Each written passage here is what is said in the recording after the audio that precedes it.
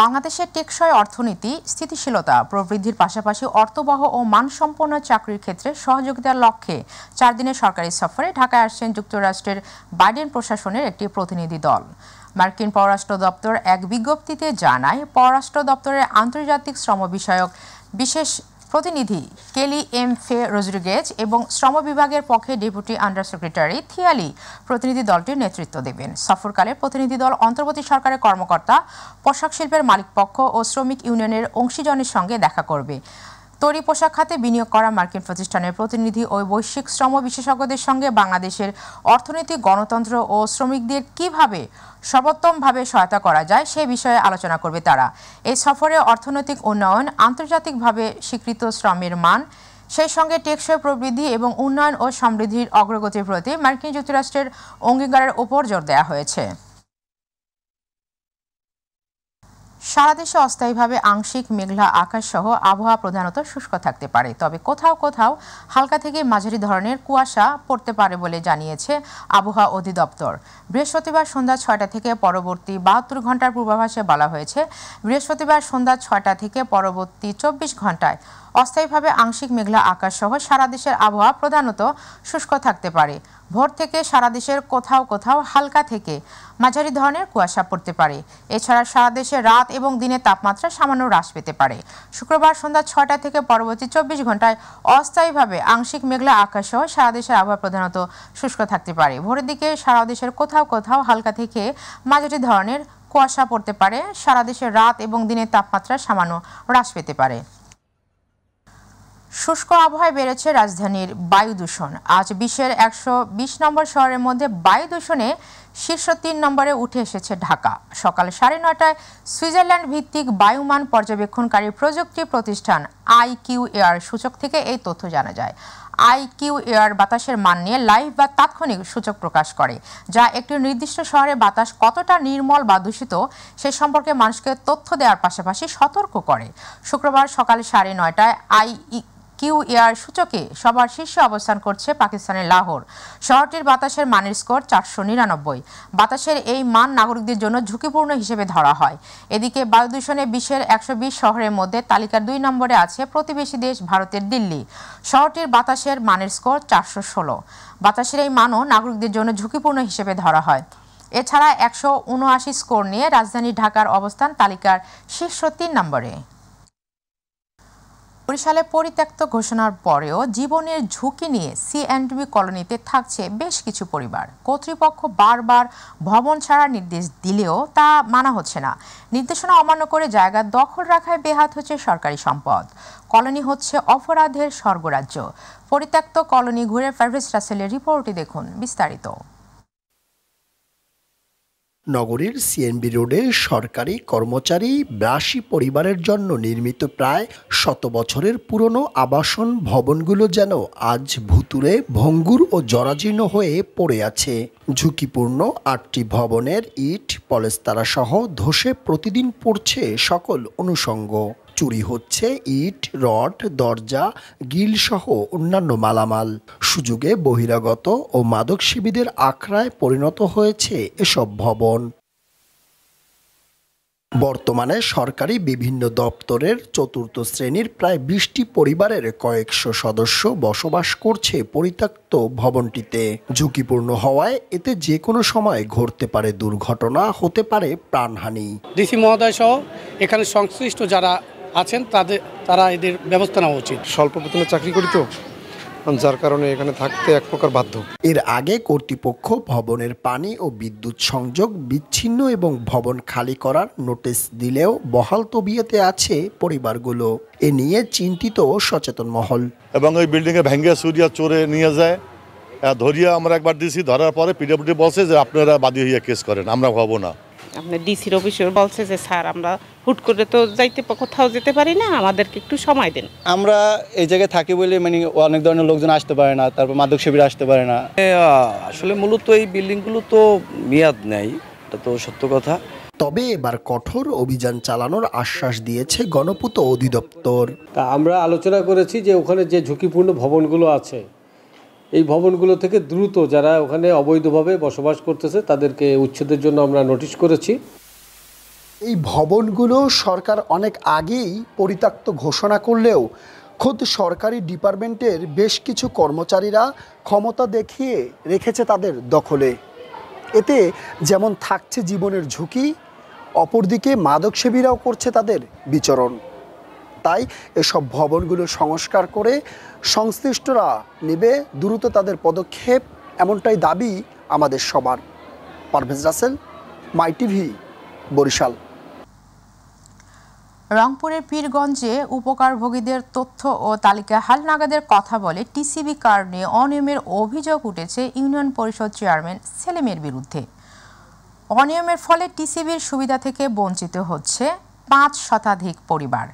ভুক্তভোগীদের অভিযোগ UP chairman অস্বীকার করলেও তদন্ত করে ব্যবস্থা নেওয়ার আশ্বাস দিয়েছেন উপজেলা নির্বাহী কর্মকর্তা। রংপুর থেকে মাহমুদুল হাসানের রিপোর্ট, জানাচ্ছেন ইলিয়াস কমল। রংপুরের পীরগঞ্জে তথ্য হালনাগাদ করার কথা বলে টিসিবির কার্ড নিয়ে দুর্নীতির অভিযোগ উঠেছে উপজেলার ৭ নং বড় আলমপুর ইউনিয়ন পরিষদের চেয়ারম্যানের বিরুদ্ধে। ইউনিয়নটিতে টিসিবি কার্ডধারী উপকারভোগী রয়েছেন ১৯০৬ জন। সম্প্রতি অনলাইনে তালিকা হালনাগাদ করার কথা বলে কার্ড জমা নিয়ে তা নিজেদের ব্যক্তিদের দেওয়া হয়েছে অভিযোগ করেছেন ৫ শতাধিক উপকারভোগী। প্রতিবাদে টিসিবির পণ্য বিতরণ বন্ধ করে দিয়ে বিক্ষোভ প্রকাশ করেন বঞ্চিতরা। এ বিষয়ে বারবার ইউনিয়ন পরিষদ চেয়ারম্যানকে জানিয়েও কোনো কাজ হয়নি অভিযোগ তাদের। তার যে দল করছে, তার যে আত্মীয়-স্বজন তাদের নামে করে দিয়েছে। এখন হঠাৎ করে মাল তুলতে এসে দেখি অনলাইনে হচ্ছে আমাদের নাম নাই।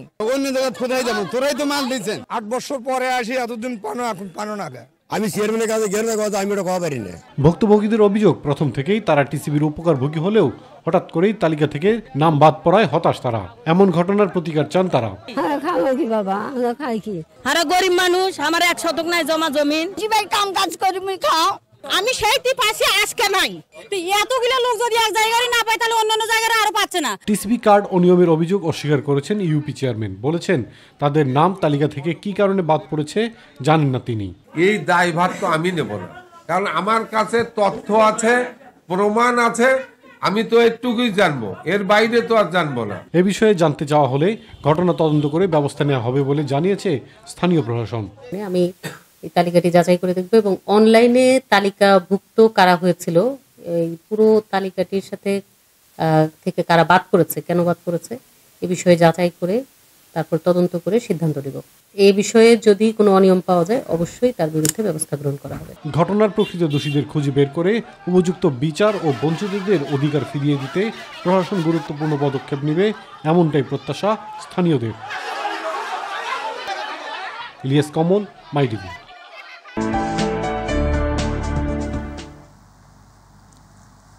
মাদারীপুরের কালকিনি উপজেলার বিস্তীর্ণ ফসলের মাঠ জুড়ে এখন শোভা পাচ্ছে আমনের সোনালী ধান।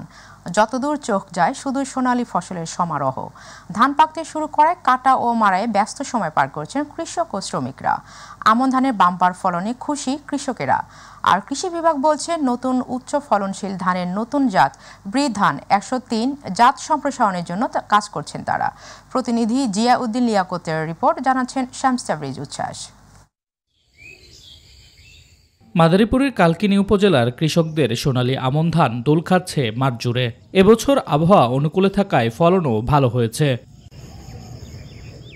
ধান কাটা শুরু হওয়ায় পাকা সোনালী ধানের আভায় স্বপ্ন দেখছেন কৃষক। একদিকে ধান কাটা আর অন্যদিকে ধান মাড়াই নিয়ে ব্যস্ত সময় পার করছেন তারা। বর্ষার কারণে ভালো ধান হয়েছে, এই ধানের পরে আমরা সরিষা বুনব। আমন ধান এত ভালো হয়েছে দেখলে চোখ জুড়া যায়। এই বছর যে ধান লাগাইছি স্যার 25 থেকে 30 মণ ধান হবে এই 1 বিঘা জমি। এই ধানটা ফলনও ভালো এবং সময় লাগে খুব কম। কৃষকরা জানায় আগে স্থানীয় জাতের আমন ধান আবাদ করত, ফলন তেমন ভালো হতো না। বর্তমানে কৃষি বিভাগের আমন ধানের নতুন উদ্ভাবিত উচ্চ ফলনশীল বৃধান 103 চাষ করে লাভবান হচ্ছেন তারা। স্বল্প জীবনকাল ও রোগবালাই কম হওয়ায় আগ্রহ বাড়ছে চাষিদের। এবছর আমাদের লাভেরও আশা করতেছি। আলহামদুলিল্লাহ খুব ভালো ফলন হয়েছে। রোপা আমন ধানের মাঠে ব্যাপক ফলন হয়েছে। নতুন নতুন জাত কৃষকরা হাতে পেয়েছে উপজেলা কৃষি অফিসের মাধ্যমে। কৃষক এই ধানটা করার ফলে আগে যে ধান কত তার চেয়ে দ্বিগুণ ফলন পাইতেছে। আর আমন ধানের নতুন উচ্চ ফলনশীল জাতের চাষ ছড়িয়ে দিতে পারলে দেশে খাদ্য নিরাপত্তা নিশ্চিত করা যাবে বলে জানিয়েছেন উপজেলা কৃষি বিভাগ। আমরা কৃষকদের মাধ্যমে বীজ দিয়ে এই বৃধান 103 আমরা চাষ করেছি এবং এই ধানের অসাধারণ ফলন এবং আমাদের কৃষক ভাইরা অত্যন্ত খুশি। আমরা যদি এই ধানটা সারা কালকিনিতে সম্প্রসারণ করতে পারি, তাহলে আমন ধান চাষে কৃষিতে একটা বিপ্লব ঘটে যাবে। এবছর উপজেলায় ৯,৩৮১ হেক্টর জমিতে আমন ধানের আবাদ হয়েছে ও উৎপাদন লক্ষ্যমাত্রা ধরা হয়েছে ৪১,৪৬২ মেট্রিক টন। শামস তাবরিজ উচ্ছ্বাস, মাই টিভি নিউজ ডেস্ক। বরগুনায় শীত কেটে ঘরে ঢুকে নাসিমা বেগম নামের এক নারীকে শ্বাসরোধ করে হত্যার ঘটনা ঘটেছে। এই সময় ঘরের মূল্যবান জিনিসপত্র সহ নিহতের সঙ্গে থাকা স্বর্ণালংকার নিয়ে যায় দুর্বৃত্তরা। পরিবারের দাবি চুরি করতে নয়, পরিকল্পিতভাবে ঘরে ঢুকে তাকে হত্যা করা হয়েছে। বরগুনার বেতাগী উপজেলার কাজিরাবাদ ইউনিয়নের ৪ নম্বর ওয়ার্ডের কাজিরাবাদ নামক এলাকায় এই ঘটনা ঘটে। বৃহস্পতিবার বরগুনা সদর সার্কেলের অতিরিক্ত পুলিশ সুপার আব্দুল হালিম হত্যার বিষয়টি নিশ্চিত করেন।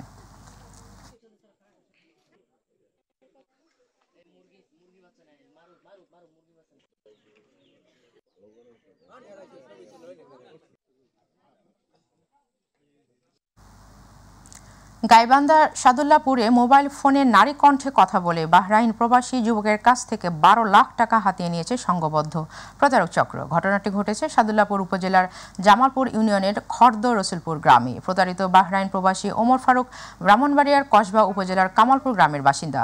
সাদুল্লাপুর থানার ওসি তাজউদ্দিন খন্দকার জানান, এই বিষয়ে প্রতারিত যুবক বাদী হয়ে প্রতারক চক্রের ৬ সদস্যের নামে উল্লেখ করে একটি প্রতারণা মামলা করেছেন। এই মামলায় আটক প্রতারক চক্রের মূল হোতাকে জেল হাজতে প্রেরণ করা হয়েছে।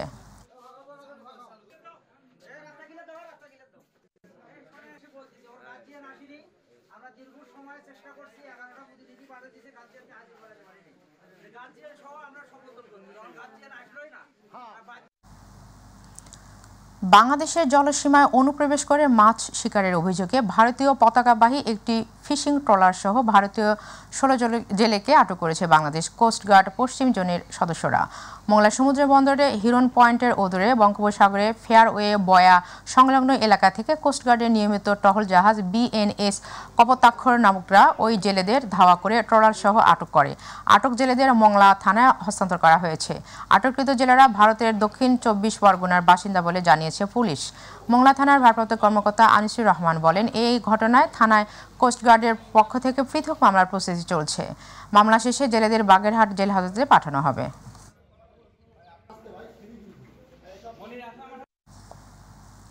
কেন্দ্রীয় বিএনপির ভাইস চেয়ারম্যান বরকতুল্লাহ ভুলু বলেছেন, বিগত স্বৈরাচার হাসিনা সরকারের আমলে আলেম ওলামারা বিভিন্ন ওয়াজ মাহফিলে দেশের সার্বিক পরিস্থিতি নিয়ে হক কথা বলায় তাদের গ্রেফতার করে জেলে দিয়েছে, আর তারা তেলবাস ছিল, তাদের বিভিন্ন সুবিধা দিয়েছে বলে মন্তব্য করেন।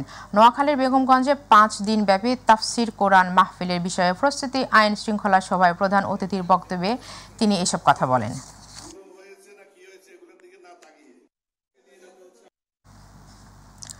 অরবিস ইন্টারন্যাশনালের vice president global communications and marketing Christine Taylor বলেছেন, বাংলাদেশ অরবিস সম্পর্কে অরবিস গত ৩৯ বছর ধরে বাংলাদেশের স্বাস্থ্য ও পরিবার কল্যাণ মন্ত্রণালয়ের সঙ্গে কাজ করছে। ৪ দশকে অরবিস শিশুদের চক্ষু চিকিৎসা, মাইক্রোসার্জারি, রেটিনা সার্জারি, কর্নিয়াল রোগ এবং আই ব্যাংকিং, প্রি ম্যাচিউর শিশুদের রেনোথেরাপি এবং ডায়াবেটিক রেটিনোপ্যাথির ওপর স্থানীয় চিকিৎসকদের দক্ষতা ও জ্ঞান উন্নত করতে সহায়তা করেছে। তিনি বলেন, এই পর্যন্ত বাংলাদেশে অরবিস ৭৮ লাখেরও বেশি চক্ষু পরীক্ষা পরিচালনা করেছে, ৪৫ লাখেরও বেশি প্রাপ্তবয়স্ক ও শিশুদের জন্য চিকিৎসা ও অপটিক্যাল সেবা প্রদান করেছে, ২,৫৮,০০০টিরও বেশি চক্ষু সার্জারিতে সহায়তা করেছে এবং ৪০,০০০-এর বেশি মানুষকে চক্ষু চিকিৎসার উপর প্রশিক্ষণ দিয়েছে। বৃহস্পতিবার চট্টগ্রাম শাহ আমানত বিমানবন্দরে অবস্থানরত বাংলাদেশে ১১তম বার এবং চট্টগ্রামে ৫ম বারের মতো আসার অরবিস ফ্লাইং আই হসপিটালের সেমিনার কক্ষে এক ব্রিফিংয়ে এসব কথা বলেন।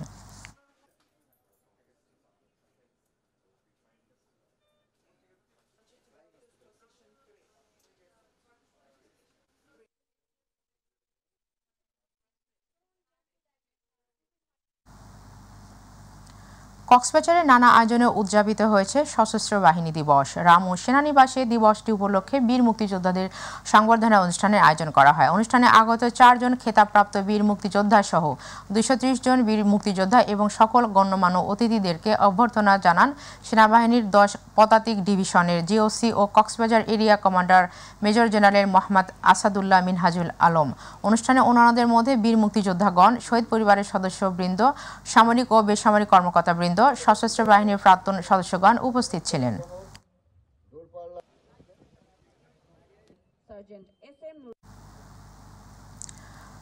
সশস্ত্র বাহিনী দিবস উপলক্ষে চাঁদপুরে বাংলাদেশের নৌবাহিনীর যুদ্ধজাহাজ শহীদ দৌলত দর্শনার্থীদের জন্য উন্মুক্ত করা হয়েছে। জাহাজটি ডাকাতিয়া নদীর BIWTA রকেট ঘাটে অবস্থান করে। পরে গতকাল জনগণের উদ্দেশ্যে উন্মুক্ত করা হয়। জাহাজের commanding officer commander Abu Sayeed জানান, সশস্ত্র দিবস উপলক্ষে এই যুদ্ধজাহাজটি উন্মুক্ত করা হয়েছে। চাঁদপুর ছাড়াও দেশের 6টি স্থানে এই জাহাজ উন্মুক্ত করা হয়।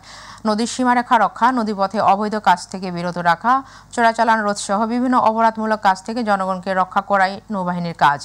এই মেসেজগুলো দর্শনার্থীদের কাছে পৌঁছে দেওয়ার জন্য প্রতি বছর নৌবাহিনী সশস্ত্র দিবস পালন করা হয়। সশস্ত্র বাহিনী দিবস এটা তো আসলে জানতাম না, আর নৌবাহিনী জাহাজ সম্পর্কে তো জানার কোনো ইয়াইন ছিল না আমাদের। এখন এখানে আসার পরে জানতে পারলাম যে নৌবাহিনী আসলে দেশের জন্য কি কাজ করে, কি ভূমিকা পালন করে। এখন জানলাম যে নৌবাহিনী আমাদের এই যে নদী রক্ষায় এবং অবৈধ যে চোরার কারবারি হয় বা অবৈধ জাহাজগুলা যেগুলা চিন্তাই করে এবং ডাকাতি করে, ওই জাহাজগুলাতে তারা ধরার জন্য এবং দেশের সার্বভৌমত্ব রক্ষা করার জন্য তারা দেশের জন্য কাজ করে। আর আমাদের জন্য উন্মুক্ত করে দেওয়া হয়েছে এই জন্য যে আমরা যারা জনগণ আছি তারা আসতে পারি, দেখতে পারি, খুশি হব দেখে আবার শেষ আমাদের দেশে এই জিনিসটা আছে। বিভিন্ন কর্মসূচির মধ্য দিয়ে টাঙ্গাইলের ঘাটাইলে শহীদ সালাউদ্দিন সেনানিবাসে সশস্ত্র দিবস পালন করা হয়েছে। বৃহস্পতিবার বীর মুক্তিযোদ্ধাদের সংবর্ধনা এবং জাতীয় নারী ফুটবল দলের সদস্যদের ক্যাপ পরিয়ে সম্মাননা এবং আলোচনা সভা প্রধান অতিথি ছিলেন প্রাথমিক ও গণশিক্ষা মন্ত্রণালয়ের উপদেষ্টা ডাক্তার বিধান রঞ্জন রায় পোদ্দার। এ সময় অনুষ্ঠানে মুক্তিযোদ্ধা সহ অতিথিদের অভ্যর্থনা জানান 19 পদাতিক ডিভিশনের GOC ও ঘাটাইলের area commander major general Hussain Mohammad Masihur Rahman. পরে কেক কেটে সশস্ত্র বাহিনী দিবস উদযাপন করা হয়।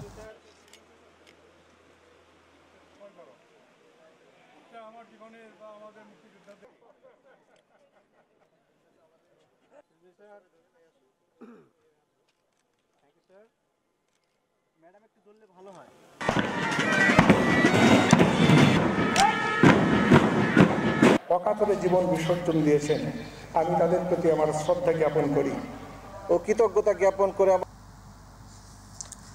জামালপুরে জাতীয়তাবাদী শ্রমিক দল জেলা শাখার সাংগঠনিক কর্মী সভা অনুষ্ঠিত হয়েছে। শহরের জেলা পরিষদ অডিটোরিয়ামে জাতীয়তাবাদী শ্রমিক দল জামালপুর জেলা শাখা এই সাংগঠনিক কর্মী সভার আয়োজন করে। জেলা শ্রমিক দলের সভাপতি শেখ আব্দুস সোবহানের সভাপতিত্বে বিএনপির জাতীয় নির্বাহী কমিটির সহ সাংগঠনিক সম্পাদক ও জেলা বিএনপির সাধারণ সম্পাদক শাহ ওয়ারিস আলী মামুন, শ্রমিক দলের কেন্দ্রীয় নির্বাহী কমিটির উপদেষ্টা মোহাম্মদ আবু সাইদ, প্রচার ও প্রকাশনা বিষয়ক সম্পাদক মঞ্জুরুল ইসলাম মঞ্জু, যুব বিষয়ক সম্পাদক খোরশেদ আলম, জেলা শ্রমিক দলের সাধারণ সম্পাদক বাবু জীবন কৃষ্ণ বসাক সহ অন্যান্যরা বক্তব্য রাখেন।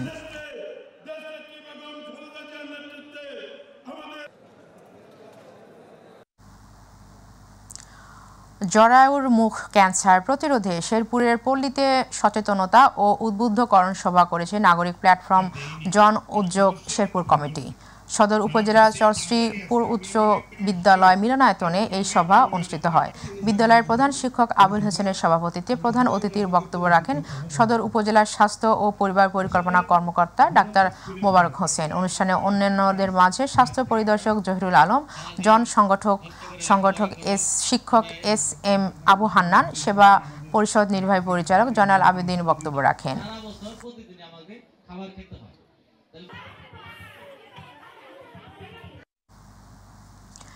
দেশের মানসম্মত ও সঠিক স্বাস্থ্যসেবা নিশ্চিতকরণে ও মেডিকেল টেকনোলজিস্ট ও ফার্মাসিস্টের 10ম গ্রেড সহ 6 দফা ন্যায্য দাবিতে সিরাজগঞ্জে কেন্দ্রীয় কর্মসূচির অংশ হিসেবে ক্লাস বন্ধ রেখে প্রতিষ্ঠানের ক্যাম্পাস অবস্থান নেন শিক্ষার্থীরা।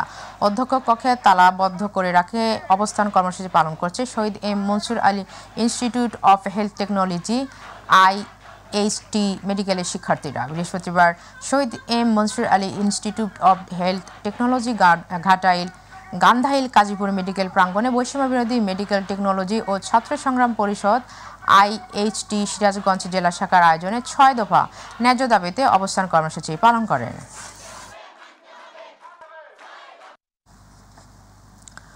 250 শয্যা শেরপুর জেলা সদর হাসপাতালের তত্ত্বাবধায়ক ডাক্তার সেলিম মিয়া কর্তৃক পেশাগত দায়িত্ব পালন করে সাংবাদিক শহীদুল ইসলাম হীরা ও চিত্র সাংবাদিক আবু চক্রবর্তীকে পেশাগত কাজে বাধা দিয়ে হামলা ও লাঞ্ছনার প্রতিবাদে বিক্ষোভ ও কর্মবিরতি অনুষ্ঠিত হয়েছে।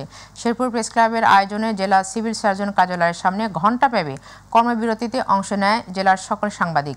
এ সময় বক্তব্য রাখেন শেরপুর প্রেস ক্লাবের সভাপতি কাকুন রেজা, কার্যকরী সভাপতি রফিক মজিদ, সাধারণ সম্পাদক মাসুদ হাসান বাদল সহ অনেকে।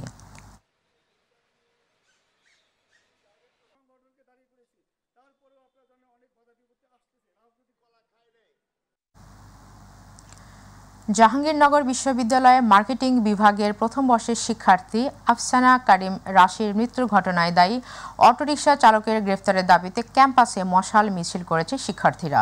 গতকাল রাতে বিশ্ববিদ্যালয়ের কেন্দ্রীয় শহীদ মিনারের পাদদেশে থেকে মশাল মিছিলটি বের করা হয়। এ সময় মশাল মিছিলটি পুরো ক্যাম্পাস প্রদক্ষিণ করে। মশাল মিছিল থেকে এ সময় শিক্ষার্থীরা দ্রুত অটোরিকশা চালককে গ্রেফতার করে দৃষ্টান্তমূলক শাস্তি দাবি জানান।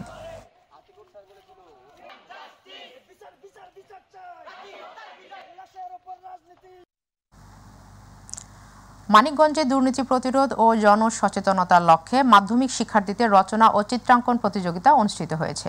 বৃহস্পতিবার শহরের খান বাহাদুর আওলাদ হোসেন খান উচ্চ বিদ্যালয়ের হলরুমে জেলা দুর্নীতি প্রতিরোধ কমিটির আয়োজনে পৌরসভার 5টি মাধ্যমিক বিদ্যালয়ের অর্ধশতাধিক শিক্ষার্থী রচনা ও চিত্রাঙ্কন প্রতিযোগিতায় অংশ নেয়। এরপর রচনা ও চিত্রাঙ্কন প্রতিযোগিতায় বিজয়ীদের হাতে ক্রেস্ট ও সার্টিফিকেট সহ শিক্ষা উপকরণ তুলে দেওয়া হয়। এই সময় দুদকের ঢাকা 2 এর উপপরিচালক মোহাম্মদ মাহমুদুর রহমান, জেলা কমিটির সভাপতি খবিরুল আলম চৌধুরী, সাধারণ সম্পাদক প্রফেসর ইনতাজ উদ্দিন, প্রফেসর উর্মিরা লাই ও কাবুল উদ্দিন খান সহ অন্যান্যরা উপস্থিত ছিলেন।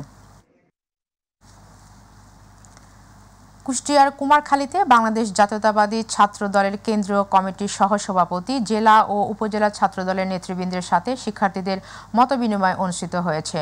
বৃহস্পতিবার উপজেলা কলেজ ছাত্র দলের আয়োজনে কুমারখালী সরকারি কলেজ মাঠে এই সভা অনুষ্ঠিত হয়। মতবিনিময় সভায় কুমারখালী সরকারি কলেজ ছাত্র দলের আহ্বায়ক রুবেল হোসেন সুজনের সভাপতিত্বে প্রধান অতিথি ছিলেন কেন্দ্রীয় ছাত্র দলের সহ সভাপতি তহিদুর রহমান আউয়াল। অন্যান্যদের মধ্যে কেন্দ্রীয় ছাত্র দলের যুগ্ম সম্পাদক রাজীব আহমেদ, কুষ্টিয়া জেলা ছাত্র দলের আহ্বায়ক মোজাক্কির রহমান রাব্বি সহ আরও অনেকে উপস্থিত ছিলেন। সভা শেষে শিক্ষার্থীদের মাঝে ফুটবল ও ব্যাট উপহার দেওয়া হয়।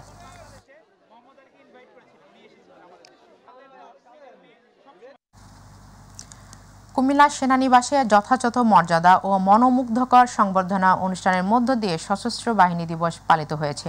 অনুষ্ঠানে আগত মুক্তিযোদ্ধা সহ সকল গণ্যমান্য অতিথিদেরকে অভ্যর্থনা জানান 33 পদাতিক ডিভিশন এর এরিয়া কমান্ডার, কুমিল্লা এরিয়া ও GOC major general Abul Hasnat Mohammad Tariq, NDU AFWC PSC।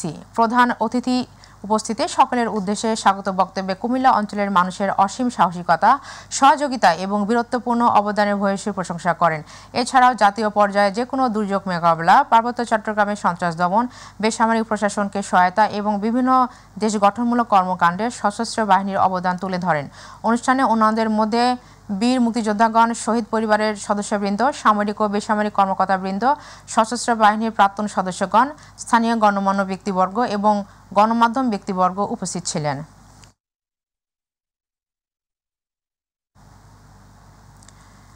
একটি গ্রামে প্রাথমিক বিদ্যালয় না থাকায় যশোরের চৌগাছার উপজেলার আহমদনগর কয়ারপাড়া বাজারে যাত্রী ছাউনি ও 1 বিঘা জমি সহ 14 কোটি টাকা ব্যয়ে কবি আহমদ আলী সাহিত্য রত্ন প্রাথমিক বিদ্যালয় ভিত্তিপ্রস্তর উদ্বোধন অনুষ্ঠান অনুষ্ঠিত হয়েছে।